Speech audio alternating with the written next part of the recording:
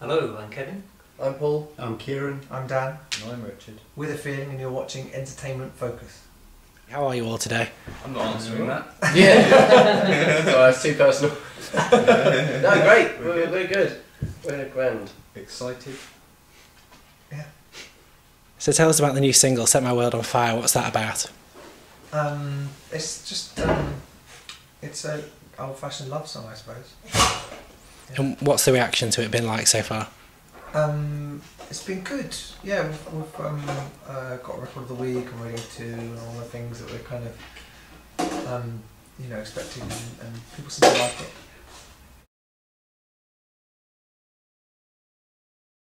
it. His dog's eating the kitchen.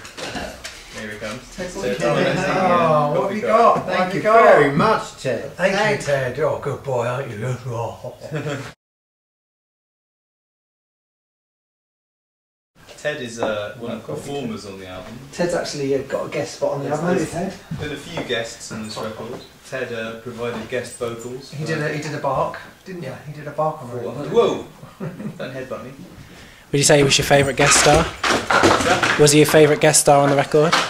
Well, you can't compare them. We love them all. Yeah. I mean, how can you not love that? Yeah. I think you might have to go outside and play with Ted. Go on. Just play with him. Come on for a second. Go on, have a bit of fun.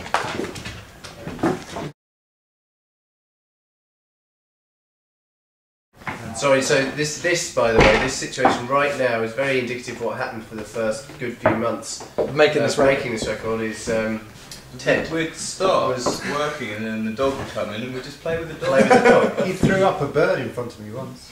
That was present because he loves you very Right much. on this very floor. Yeah, it was suddenly and a bird came up. So Ted's basically a really good procrastination device. Yes. Exactly. I see. So tell us a bit about the new record, Together We Were Made. What's it about? Where did it come from? It's about lots of different things. It's a combination of 2 years work, and we put a lot of love into it, and we experimented a lot, and we had some great people to collaborate with, and it's Out on the 20th of June. Yeah. That's it. He's the marketing guy. So what can we expect from the record? Is it quite similar to the first two? Is there a completely different sound? The core is the same. The songwriting is the most important thing, and that's why really one of the reasons why it took so long is because we wanted to be sure that the songs were right. Sonically, musically, I think it possibly is more mature. I don't know. I mean, we had more help this time. The Freemasons, who are amazing producers, helped us on some of the tracks. And we're more experienced now and more grown up. So I don't know really. We just make the music. It's more for other people to tell us if it's any different. So how did the Freemasons' involvement come about? How did you meet them? We met them through Sophie, because she has done several tracks with them. And we're massive fans of what they do. We love their work, and just discussed the idea of them helping us push some of those more synth dance elements further than we were capable of, and that's exactly what they did. So you've been road testing the material already, you've played a couple of dates, We Caught You at Heaven. Mm-hmm. What's the reaction been like from the crowds when you're playing them live? Well, so far we've mostly played to kind of the fan base, and they've been great. They've given us a lot of feedback as to which songs they like the most. I think Another Soldier is one of their favourites, and the track with Sophie's brilliant. It's called Leave Me Out of It. They love that one. People have their own favourites and they let us know, and it's been great. I think they're quite excited. We're quite excited to get the record out too. So. Are there any nerves there at all? No. You don't feel any pressure to, because your last album went straight to #1, didn't it? You don't feel any pressure to repeat that? It'd be nice to repeat that, but you can't. It'd be you have nice, no control over that. So if you started to think of it in those terms, I think it would be. I don't know. It wouldn't be healthy. And the funny thing is, if it didn't, then if we knew that it wasn't going to go to #1, we still wouldn't have changed the record in any way. It's still the record we wanted to put out. So regardless of how successful it is, it's the record that we wanted to make, and so there's no point in being stressed out about it. So have you each got individual favourites on the album? I guess so. Yeah, I think so.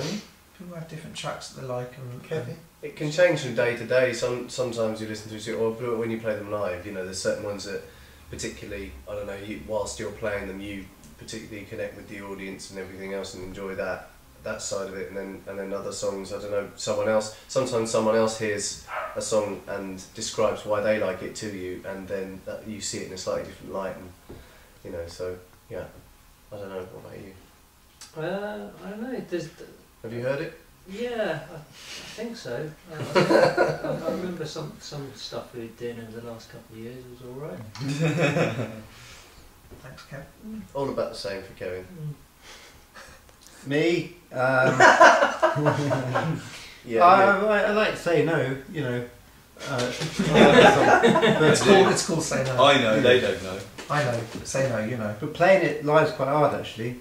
So like, I still like it when we play it live, but I like it. You prefer just listening to You it, like it not sometimes, having to play it. Well, it's very tricky, you see. Why? Why is it tricky? Well, It's because a lot of piano work going playing on. it and singing it at the same time is A lot of quite hard. rhythm. Like singing the BB Dam, yeah, a lot of rhythm. It's like he's never done it before. It's like he hasn't been doing it for the last 10 years. Professional. It's still hard. Pianist. Does it get easier with time? Not as of yet, no. I think that's enough answers. But Yeah, come on, another question. So give us an insight into your creative process. Obviously, Ted's your procrastination. We established that earlier. Mhm. How would you go about sitting down and going, right, we need to make a record? What's the first things that you would do? Normally, I just bring demos in. Because there's always loads of songs knocking around that I've been working on. So I bring in some demos, and the boys would then listen to them, and then the ones they like, we'd start working on. And then the ones that they don't like, they just suddenly go quiet. It's like, what about that other Or one? sometimes you just play a song. Yeah, sometimes I play it on the piano. Pre-demoed. And people, and the guys who listen to it and Start knocking some. start jamming with the ideas for it. Knocking and some groove up, you know, in the kitchen. Get the pots and pans out. And how do you find the whole recording process? Because we talked to quite a lot of people that hate the recording process, Really? much prefer the live part. How is it for you? Oh, I love Yeah, recording. I love it. I think they're both brilliant. Yeah, you need both. We enjoy both, don't we? Yeah. But we make the records, and one of the things that, you know, we actually, with our first album, made quite a lot of the recordings before we'd even done them live, because we just like making records as part of who we are as a band, part of our identity.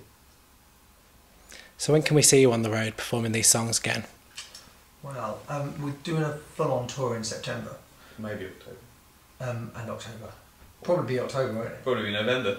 Who knows? Autumn. Well, in the Might autumn. not happen. Hopefully. Yeah, No, definitely. hopefully We've a got tour in festivals. We've got festivals and things and summery gigs happening. We have. We've Few. got one at the Kew Gardens, and we've got something that we're doing with Alex James. That's in September. Which is in September. Harvest Festival. Yeah, that should be fun on his farm. And then, the tour in the autumn I'm looking forward to. It should be good. We'll have that on the website as soon as possible. And have you got a set list in mind for those, or does it change from gig to gig? It'll change, it'll evolve, and lots of ideas, lots of fun ideas. Yeah, we have to figure out what old songs to put in alongside the new ones, because You've got to play all the big singles, haven't you? That's kind of the rules. You've got to play the old songs that people are expecting you to play. And then then we might give a just get some treat. new ones in there, and maybe a surprise, and try and keep it exciting the whole way through. Yeah, try and keep it under 3 hours. That's the thing. Under 3 hours? You don't fancy doing like a Ken Dodd and going on all day and all night? Yeah, we could do that. We could do like a marathon gig.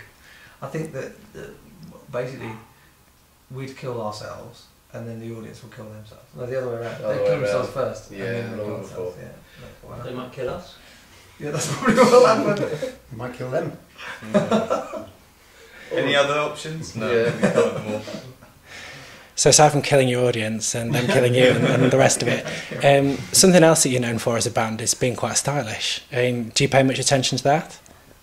Not really. We just wear We like clothes. suits. I don't know. We've always liked bands that make an effort and go on stage and have an aspirational look.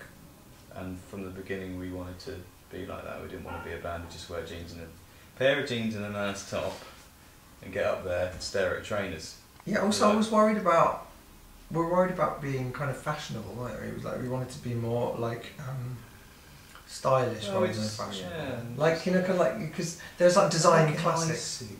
Like a design classic, isn't it? A suit and a kind of, I don't know.